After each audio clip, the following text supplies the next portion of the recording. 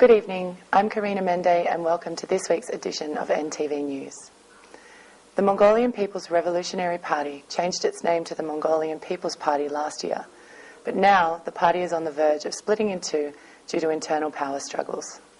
Former President Enkhbayar and his supporters organised a conference called the Emergency Meeting of the Mongolian People's Revolutionary Party this week. The former president and his political allies urged party members and supporters to unite under the name of the Mongolian People's Revolutionary Party. TV9 television broadcasted the conference live from the state circus.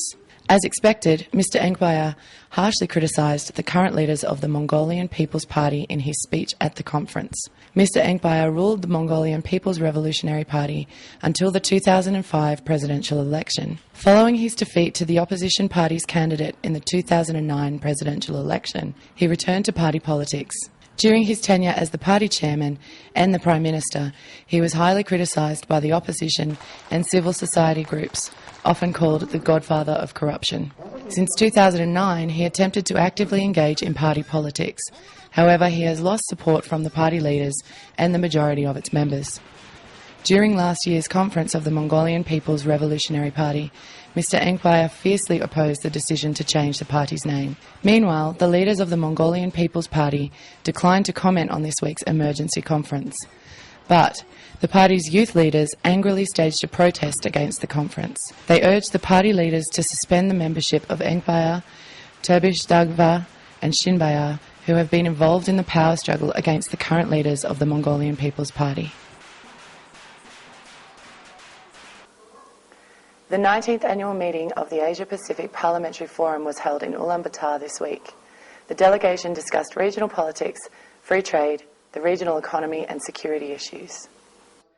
During the three-day meeting, the delegates adopted 17 resolutions on combating human trafficking, terrorism, drug trafficking and energy security. More than 200 delegates from 19 member countries participated in the conference. Besides the Asian nations, Russia and Canada also sent delegates.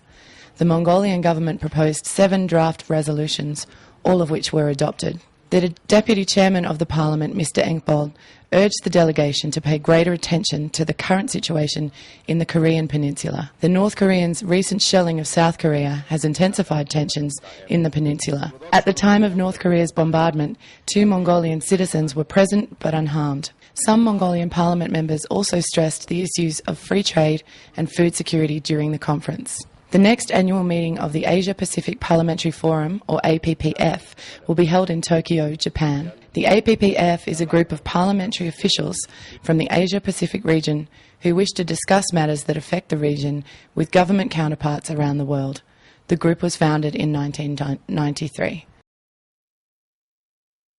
The chairman of the Federal Council of the Russian Parliament, Sergei Mironov, visited Mongolia this week. During the chairman's visit, an Islamic suicide bomber detonated a device at Domodedovo International Airport in Moscow, killing 35 people. The bombing also injured more than 180 people. Russian leaders, along with the United Nations, NATO and US leaders, condemned the attack. Investigators of the bombing found that the terrorist attack was carried out by an ethnic Russian man who was a member of a North Caucasian militant group. Mr. Mironov also condemned the attack as a terrorist act and vowed to implement tougher laws against the militants. The Russian authorities also blamed the airport's security officials for not doing enough to prevent the attack, allowing the man to enter the airport with a huge amount of explosives. Mr. Mironov urged the international community to join the campaign to fight against terrorism. He said that terrorism was not just a problem for Russia. Prime Minister Batbold and Parliament Chairman Dembrel offered condolences to the families of the victims and injured people. Despite his visit being overshadowed by the terrorist attack, Mr. Mironov discussed the future cooperation of Russia and Mongolia, particularly in relation to uranium. The Russian State Duma ratified the resolution to establish a Russian-Mongolian joint company last year to explore for uranium in Mongolia. Mironov also invited Prime Minister Batbold to attend the 350th anniversary of Irkutsk city in September. The East Trade Centre, located in the eastern district of Ulaanbaatar, burnt down on Wednesday. Firemen who attended the centre were unable to put out the fire before significant damage was sustained. Fire station inspectors said that the fire was caused by damage in the electrical line. Dozens of firefighters worked at the site. However, it took 13 hours to put out the flames. Fire station officials cut electricity supply to the area to prevent the fire from spreading further. Approximately 15 companies have rented office rooms at the East Trade Centre. Emergency officials evacuated people and their property. Some citizens, however, criticised the firefighters' poor reaction and inability to put out such a big fire. Local residents reported that they had warned officials of the proximity of 2 gas stations to the site. Firefighters did not use firefighting foam due to its high cost and were forced to use water instead. More than 300 tonnes of fresh water and 1,500 litres of gasoline were used for the operation. The World Bank country economist from Mongolia, Roger Vandenbrink, warned that there will be a high probability that inflation rates will reach up to 25% this year.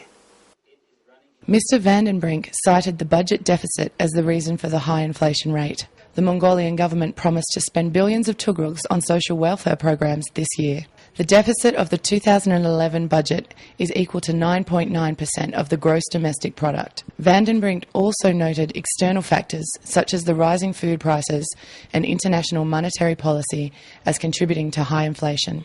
Mongolia's economy is highly dependent on its 2 powerful neighbours, China and Russia. Mongolia imports approximately 90% of its commodities from those 2 countries.